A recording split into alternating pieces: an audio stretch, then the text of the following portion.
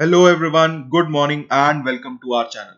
In this video, we shall discuss the daily editorial analysis of The Hindu. चलिए 4th of May का newspaper उठाते हैं, देखते हैं कौन कौन से एडिटोरियल्स हमने कवर करने हैं। सबसे पहली चीज, slow release and no comfort in numbers हमने कवर नहीं करना है। रीजन बीइंग कि पहली चीज तो कुछ पॉलिटिकली मोटिवेटेड है एंड कुछ ये ऑब्सोलीट एडिटोरियल्स हैं, ऑब्सोलीट हैं, तो इस वजह से आपको इनमें से कुछ भी चीज जो है एग्जाम पॉइंट ऑफ व्यू से नहीं निकल कर आएगी। The most important editorial that we can read and study is ये तीन, pandemics without borders, South Asia's evolution, and then India's disease surveillance system needs a reboot, and lastly no relief for nowhere people. Now no relief for nowhere people migrant labor की बात करता है, migrant workers and laborers के बारे में। ये एक data pack है, बेसिकली डेटा पैक्ड एक एडिटोरियल लिखा गया। इसमें से सिर्फ और सिर्फ हमने डेटा निकालना है, उसका एनालिसिस देखना है। एंड उसके अलावा अगर मैं बात करूं इंडिया का डिजीज सर्वेलेंस सिस्टम, इसमें से एक छोटा सा पॉइंट निकलता है एनालिसिस का, वो एनालिसिस का छोटा सा पॉइंट हमने एक जगह नोट कर लेना है। Apart from that south Asia को अलग एंगल से दिखाने की कोशिश की गई है इस एडिटोरियल के अंदर। हालांकि ये ज्यादातर पॉलिटिकली मोटिवेटेड है, पॉलिटिकल है थोड़ा सा ये एडिटोरियल, जिसमें एक पार्टी की बुराई की जा रही है, लेकिन हमने एक चीज का ख्याल रखना है, हमने एज एन एस्पिरेंट फोकस करके अपने एग्जाम के पर्सपेक्टिव से, एसेस के पर्सपेक्टिव से एंड अपने आंसर्स के पर्सपेक्टिव से थोड़ा सा सोच समझकर कदम रखना है, कदम फूंक फूंक कर रखने। Being wrong again talks about journalism and not at all important. कहीं गलती की हिंदू ने, उसको जो है बेसिकली एक्सेप्ट करने की बात कही जा रही है। ब्रिक्स अगेंस्ट कोविड 19, यहाँ पे जो एनडीबी न्यू डेवलपमेंट बैंक ने जो कह लीजिए कि लाइन ऑफ क्रेडिट इशू किया है, उसके बारे में चर्चा की है, लेकिन इसमें से कोई भी चीज जो है नई नई निकल कर नहीं आ रही है। एंड हम क्या करेंगे, इसको अवॉइड करेंगे, because there is nothing that we can use in our answers. चलिए स्टार्ट करते हैं सबसे पहले एडिटोरियल के साथ, pandemics without borders, South Asia's evolution. Now this editorial talks about कैसे कि साउथ एशिया के अंदर जो है इस पेंडेमिक को, जो बॉर्डर्स हैं उसको लूजन अप कर देना चाहिए, बॉर्डर्स को आपको धुंधला कर देना चाहिए, बॉर्डर्स को डू अवे विद कर देना चाहिए। रीजन बीइंग साउथ एशिया को एक कलेक्टिव तरीके से, रीजन के तरीके से इवॉल्व होना चाहिए through this pandemic. Pandemic is, although pandemic तो पेंडेमिक है ही, डिजीज है, एपिडेमिक है, लेकिन उसके साथ ही इसको आपने एक अपॉर्चुनिटी समझकर आगे चलना है। तो ये किस तरीके से ये एडिटोरियल ये बात कहता है, चलिए शुरुआत करते हैं, देखते हैं क्या क्या चीजें कही गई हैं। What we need to do is we need to rethink our regional geopolitics। तो जहां पे हम, चाहे आप इंडिया पाकिस्तान नैरेटिव की बात करें, इंडिया पाक narrative, and India Sino India narrative की बात करें, सीनो इंडिया नैरेटिव, एंड उसके अलावा इंडिया बांग्लादेश के नैरेटिव की बात करें, या उसके अलावा भी और सारी कंट्रीज के जो हमारे जो बायलेटरल नैरेटिव्स हैं, bilateral narratives, we need to rethink those narratives and we need to move away with these disparities. Even if COVID-19 pandemic spares South Asia the worst impact it has reserved thus far for the northern latitudes, it is certain that this region of nearly one-fourth of the global population will be wounded gravely, economic और social political terms में अगर हम बात करें।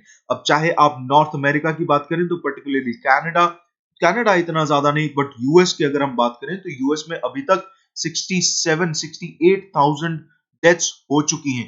And उसी के साथ साथ आप इटली की बात कीजिए और उसी के साथ साथ आप यूके की बात कीजिए तो नंबर्स आर राइजिंग। तो ऐसे मामले अगर हमारे सामने आते हैं तो हमें एक चीज समझ आती है that south Asia can be seen comparatively better, comparatively थोड़ा सा बेटर है, लेकिन हमें एक चीज समझनी होगी कि जो ये 1/4 ऑफ द वर्ल्ड्स पॉपुलेशन है, ये ज्यादातर डेवलपिंग है, डेवलपिंग है। यहाँ का जो स्टैंडर्ड ऑफ लिविंग है वो वैसा नहीं है जैसा यूएस या इटली या यूके जैसा हो। And similarly we have the largest volume and density of poverty in the world. तो अगर हम मान के चलें कि हमारे ऊपर असर कम भी होता है, हम मतलब not just Indians but the entire south Asia, अगर साउथ एशिया ये मान के चलता है कि हमारे ऊपर असर कम होगा, तो हमें एक बार दोबारा सोचना होगा, because we are a poverty stricken region of the world and more than half a century's efforts against poverty could be wasted because of this pandemic। तो हमें इसके ऊपर काम करने की सख्त जरूरत है। This is a wake up call for South Asians beyond the public health, on the ills ranging from plastic pollution to global warming, extinction of species, hijacking of the commons जिसमें आप ह्यूमन ट्रैफिकिंग की बात कर रहे हैं, dirty water, toxic air, weakening of welfare state, infrastructural exceptionalism. मतलब जो हम जैसे टू इंडियाज की बात करते हैं, इंडिया वर्सेस भारत की, तो वो जो डिवाइड है, वो जो एक्सेप्शनलिज्म है कि जो इंफ्रास्ट्रक्चर है कुछ लोगों के लिए ज्यादा बेहतर है, कुछ लोगों के लिए नहीं है, तो ये सारी चीजें and the rapid conversion of our demographic diversity into the world wide sameness of a suburban mall. तो जैसे सब अर्बन मॉल्स एग्जिस्ट करते हैं उस तरीके से सब चीजों को, if you are going to paint everything black या if we want to paint everything red, तो वो बहुत गलत हो जाएगा. वो डाइवर्सिटी जो है वो बहुत कह लीजिए उसको खामियाजा उठाना पड़ सकता है. What we need to do as South Asians, we need to work beyond merely public health. हमें ये मौका, ये अपॉर्चुनिटी खोनी नहीं चाहिए. We need to work on other ills ranging from plastic pollution, global warming, extinction of species, that is nature. Basically nature एक तरीके से आप देखिए हमारे साउथ एशिया के लिए सस्टेनेबल डेवलपमेंट की बात कही जा रही है, सस्टेनेबिलिटी की बात कही जा रही है, लेकिन this is something somewhat disheartening कि जब सस्टेनेबिलिटी की बात आती है, even in this editorial, now this is my personal opinion, आप इसको यूज कर सकते हैं, जब भी सस्टेनेबिलिटी की बात आती है तो always people look towards south Asia. South Asia की तरफ देखते हैं लोग, साउथ एशिया की तरफ देखते हैं, जबकि साउथ एशिया की अगर हम बात करें तो South Asian and even eastern civilisations, they were known for their, eastern civilisations were known for their sustainability. उनकी प्रैक्टिस सस्टेनेबल थी. इट द अनसस्टेनेबिलिटी या फिर non sustainability in our actions, it was brought in by the western cultures and civilisations. तो इस चीज के बारे में भी सोचना चाहिए. This editorial has not talked about it, but yes, this is something that we need to ponder upon. The response of the regimes has been to entrench themselves further. अभी अगर हम साउथ एशिया की बात करें इन particular, तो south Asia के अंदर ज्यादातर गवर्नमेंट्स, चाहे आप नेपाल की बात करें, चाहे आप बांग्लादेश की बात करें, चाहे आप पाकिस्तान की बात करें, या चाहे आप इंडिया की भी बात करें, लेट अलोन चाइना की तो बात आप कर ही सकते हैं. चाइना में तो ये चीज पेरिनियली देखी जाती है. तो ऐसा देखा जा रहा है, we are shifting the blame on mal governance to the pandemic. तो जो मैल गवर्नेंस जो हो रही है, जो खराब तरीके की गवर्नेंस हो रही है, उसका जो ब्लेम है वो बेसिकली पेंडेमिक के ऊपर डाला जा रहा है या उसकी सडन नेचर के ऊपर डाला जा रहा है. So this is something we need to avoid. ऐसा नहीं करना चाहिए. What we need to do is particularly we need to loosen the state control. यहां पे हम टाइटन कर रहे हैं, हमें लूजन करना पड़ेगा through surveillance, repressive laws and radical populism backed by ultra nationalism. तो इस चीज को आप जो है निगेट कर सकते हैं, रेडिकल पॉपुलिज्म को निगेट कर सकते हैं. रीजन बीइंग ये थोड़ा सा पॉलिटिकल हो जाता है.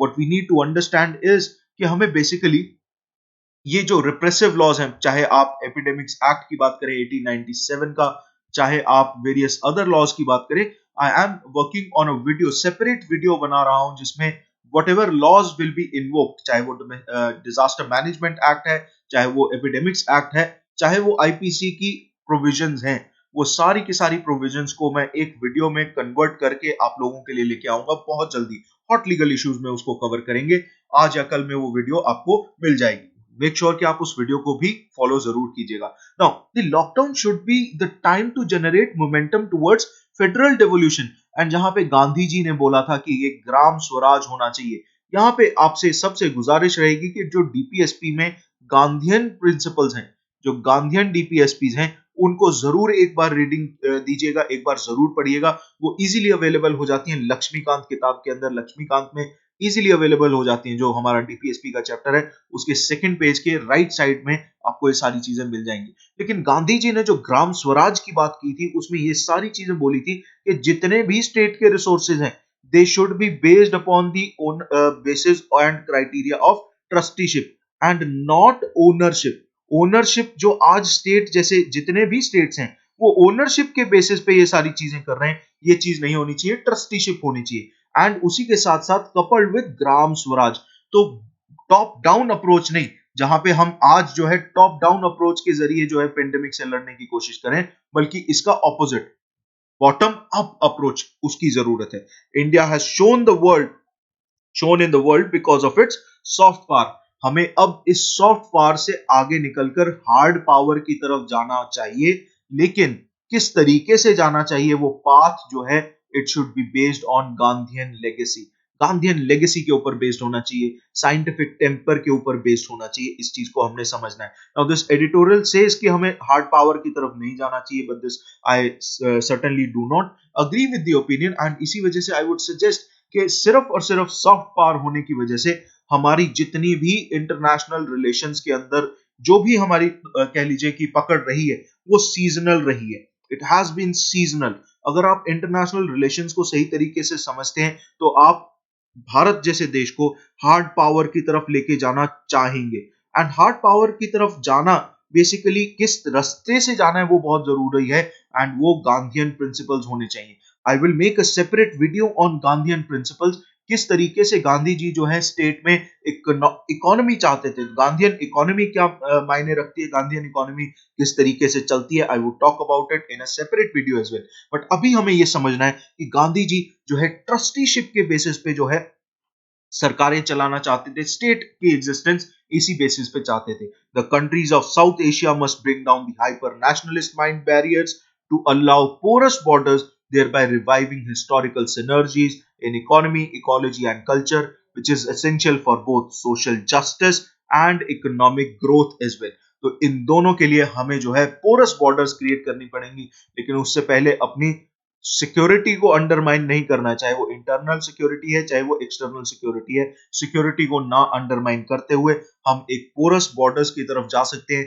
And what we need is a synergetic economy, ecology and culture for the entire South Asia. This is what this editorial suggests. ये entire analysis आप अपने words में जरूर लिख लीजिएगा। चलिए moving on to the next editorial, one of the most important editorials, reason being ये एक अलग एंगल से जो है डिजीज सर्वेलेंस सिस्टम को कवर कर रहा है।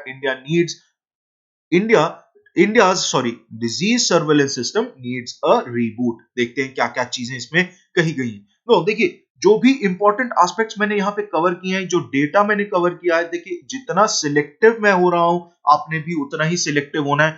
This is what is called smart work. Smart work इसी को कहते हैं दोस्तों।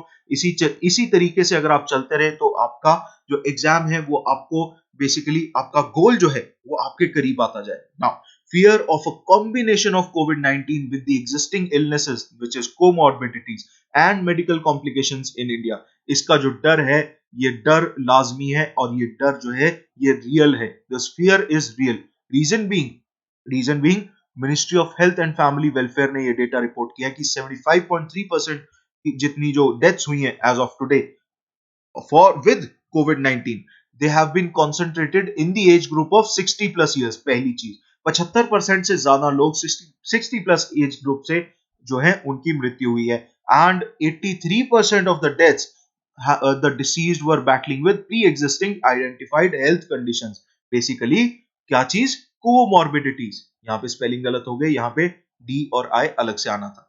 Lethal for those with compromised immunity brought on by age. अब ये जो कॉम्प्रोमाइज्ड इम्यूनिटी जो है ब्रॉट ऑन बाय एज का मतलब ये है कि जहां पे आपको न्यूट्रिशन जो है बचपन से ही कम मिला है।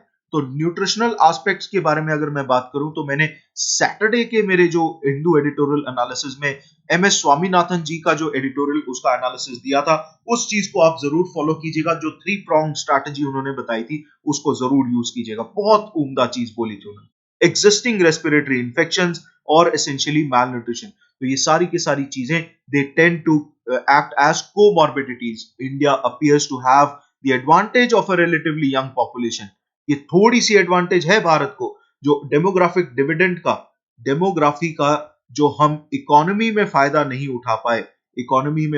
उठा पाए, उसका फायदा कुछ हद तक हमें कोविड-19 में कुछ हद तक कह लीजिए 1 से 2% तक हमें यहां हो रहा है। This is of course negated by poor health conditions of the vast majority of Indians. Now, routine functioning, particularly of OPDs, outdoor या outpatient department services in public hospitals has been severely affected and largely emergency cases are being entertained. तो ज्यादातर emergency cases को entertain किया जा रहा है and in fact patients ये बात बोल रहे हैं, कंप्लेन कर रहे हैं अब इस समय बहुत ज्यादा हाई हैंडेडनेस हो रही है, जो हॉस्पिटल स्टाफ है उनके साथ सही बर्ताव नहीं कर रहा, पर्टिकुलरली इमरजेंसीज में, आईसीयूज में, लेबर रूम्स में, टीबी वार्ड्स एक्सेट्रा में। Ironically cardiology and neurology departments जो कि एल्डरली सिक पेशेंट्स को ट्रीट करते हैं, they are turning away many in the bid to streamline critical cases. तो क्रिटिकल केसेस को ढूंढने की फिराक में बहुत सारे एल्डरली सिक पेशेंट्स को टर्न अवे किया जा रहा है, वापस भेजा जा रहा है। तो ये चीजें जो है ये हमें देखने को मिल रही है। इस वजह से भारत का जो डिजीज सर्विलेंस सिस्टम है उसको रिबूट करने की बात कही जा रही है। Many of the adverse medical conditions, now this is a very important editorial, reason being ये आपको कई चीजों के बारे में एक नजर बनाने की कोशिश कर रहा है। For example, many of the adverse medical conditions prevalent among vast majority, they are not even identified due to lax disease surveillance system.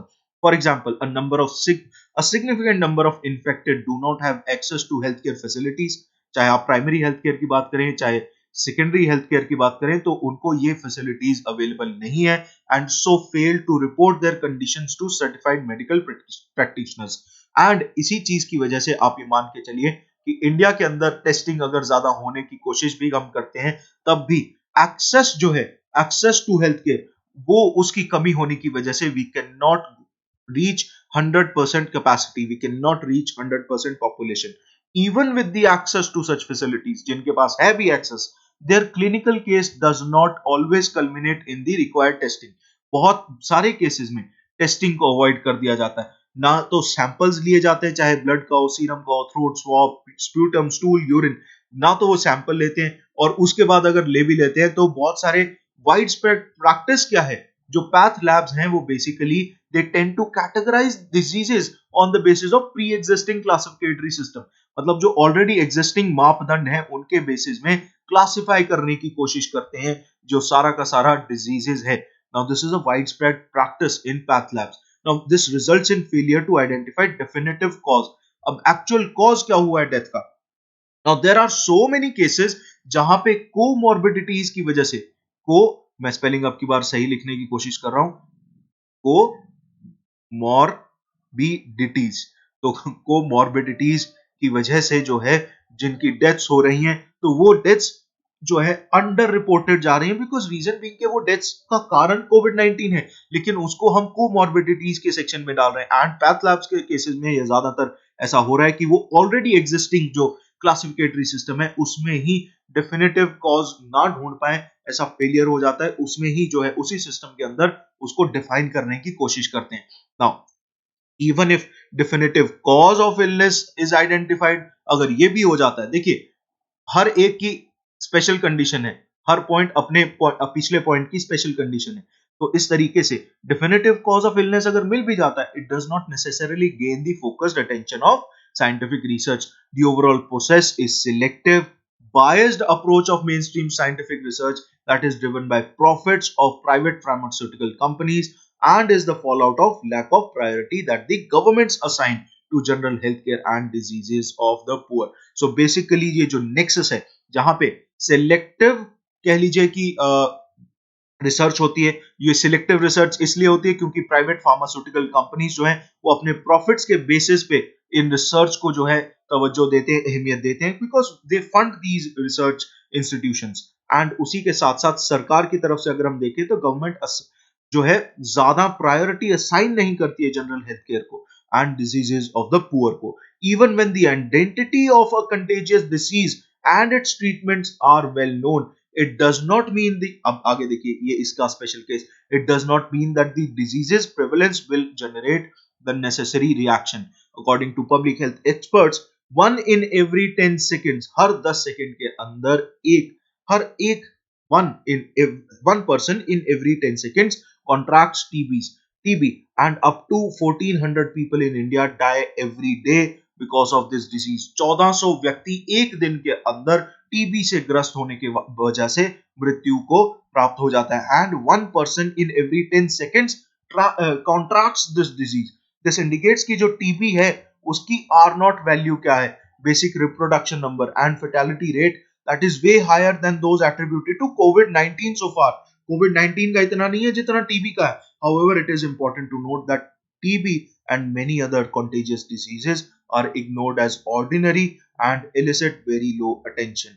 Now, in contrast to some diseases which are quickly identified as epidemics of greater public concern.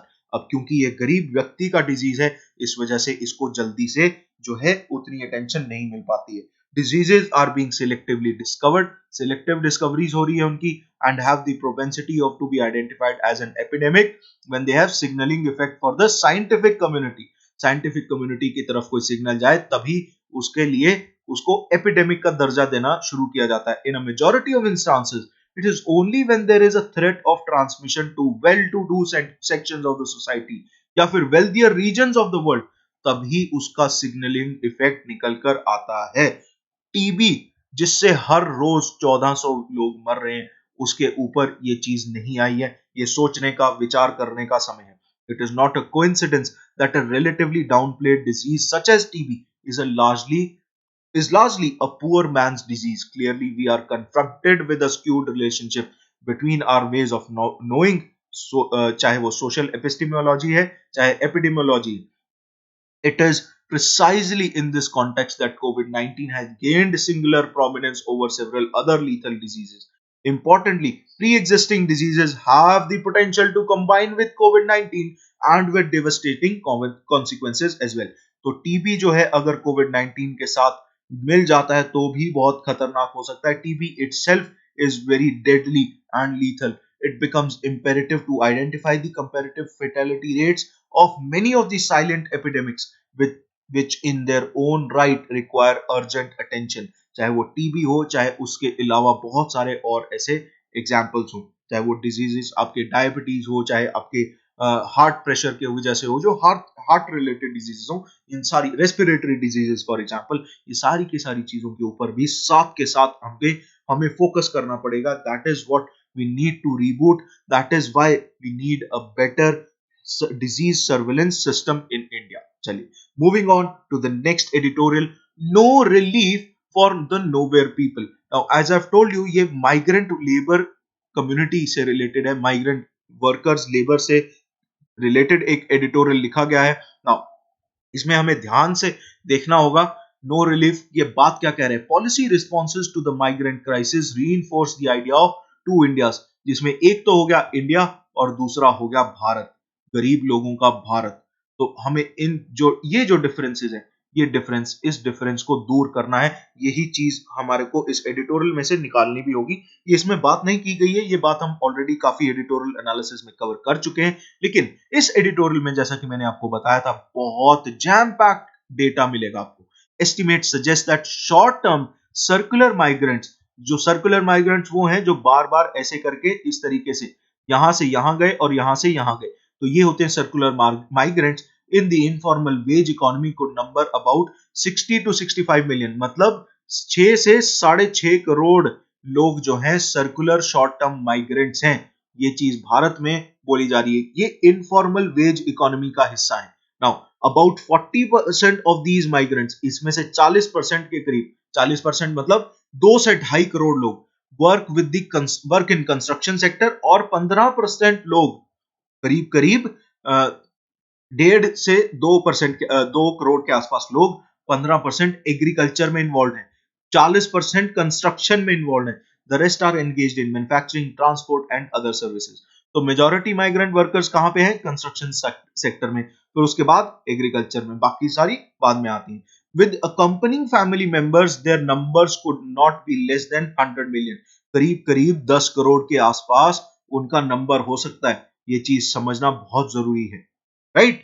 चलिए, उसके बाद about half of these labourers are interstate workers. अब जो एक state से दूसरे state जाते हैं, तो migrants, they are not just migrants from one state to another state, migrants are also intra state.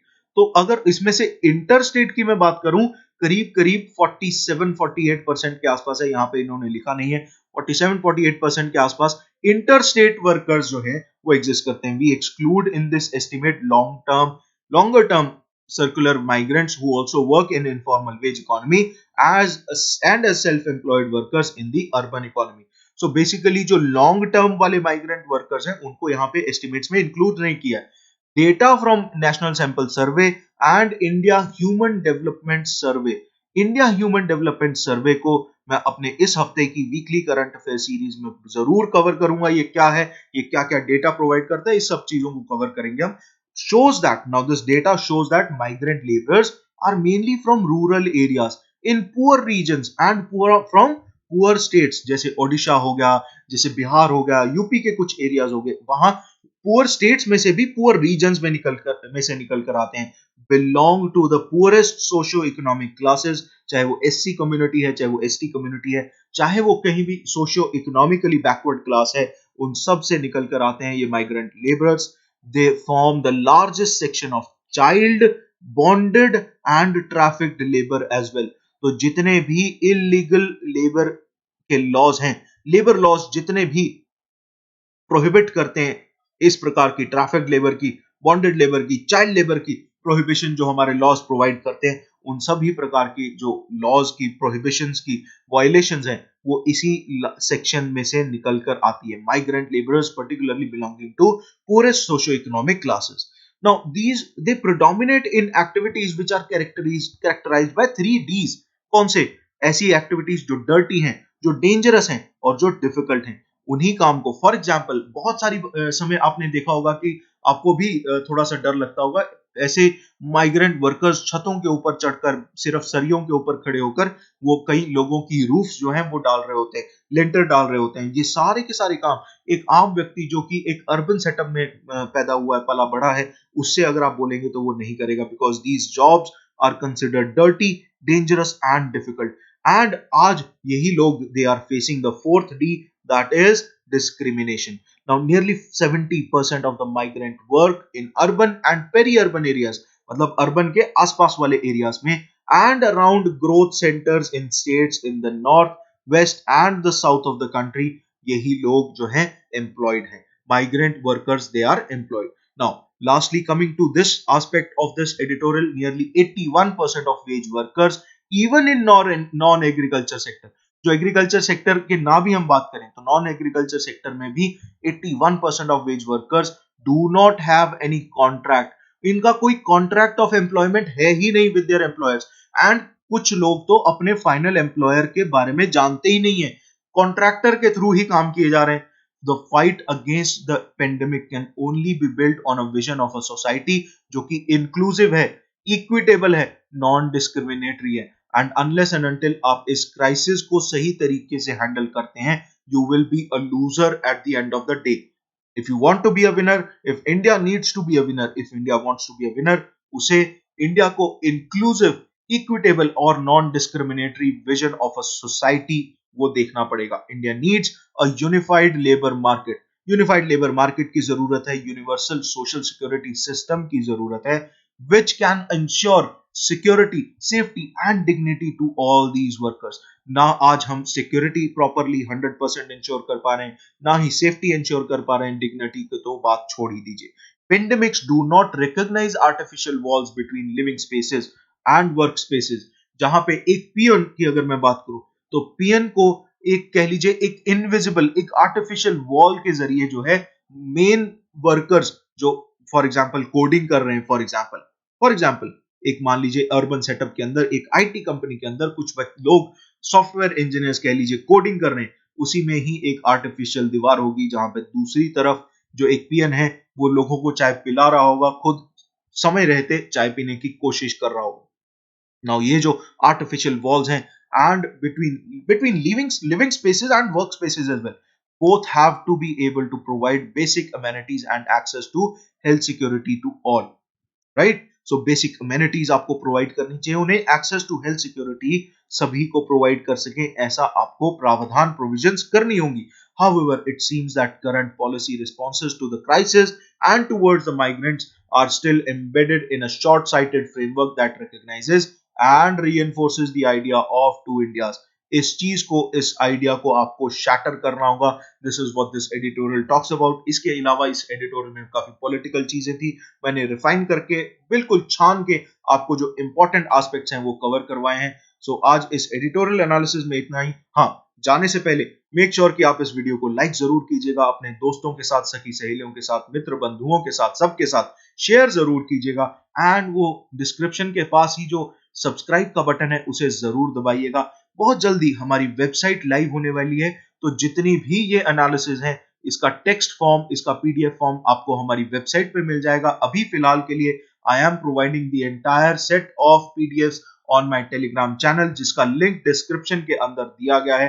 Description में काफी चीजें होती हैं, एक बार प्लीज खोल के जरूर देखा कीजिए। हमारा फेसबुक पेज भी है, हमारा इंस्टाग्राम पे भी पेज है, तो मेक श्योर कि आप उन सारी चीजों को भी फॉलो करें। सब्सक्राइब जरूर कीजिएगा चैनल को। हाँ, ये बेल आइकन जरूर दबाइएगा, ताकि जब ये बेल आइकन की वजह से आपके पास आपके मोबाइल फोन्स पे नोटिफिकेशन आए कि हमने कोई नई वीडियो जो है वो जारी की है, तो एक ऐसी आवाज आएगी टिडिंग करके, तो वो टिडिंग की आवाज जो है आपकी और हमारी दूरी को दूर कर देगी। सो मेक श्योर कि आप हमारी वीडियोस को फॉलो करते रहिए। बहुत सारी और नई वीडियोस आने वाली हैं, जिसके for example historical underpinnings of Indian constitution की नेक्स्ट वीडियो इस वीक अपलोड हो जाएगी।